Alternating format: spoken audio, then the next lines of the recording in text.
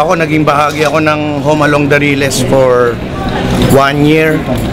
Tapos Home Along the Airport, siguro mga 7-8 months. So almost 2 years din kami magkasama ni Tito Dolphy sa Home Along.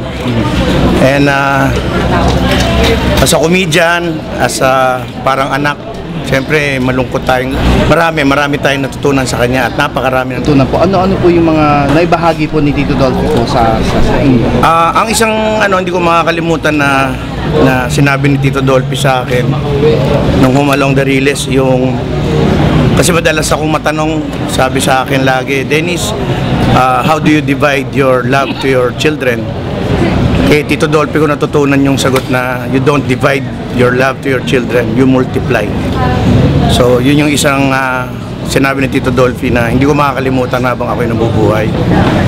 Ngayon po, syempre na nawala na siya sa atin. Ano sa tingin niyo yung mawawala sa industriya? Parang nabawasan ng haligi. Papo Junior, isang haligi yung nawala. Namatay, ngayon patay na si Tito Dolphy, isang haligi uli nawala. Pero I'm sure merong mga bagong haliging dadating na magtataguyod at magiging leader ng movie and TV industry. Akala na makasama kayo. Mula pa nung ako'y nag-extra pa lang sa Gabi ni Dolphy sa RPN 9. Hindi ko makakalimutan yung mga time na yon kasama niyo si Tito Panchito. May mga skit portion sa Gabi ni Dolphy na eksena niyo binigay niyo sa akin. Sabi niyo, Dennis, ikaw gumawa nito. Alam ko kaya mo to.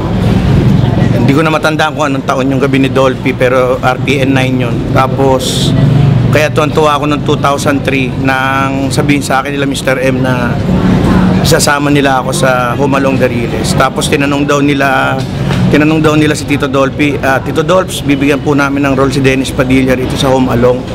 Sabi raw ni Tito Dolphy, okay ang batang yan. Okay ang batang yan. So natuloy akong makasama.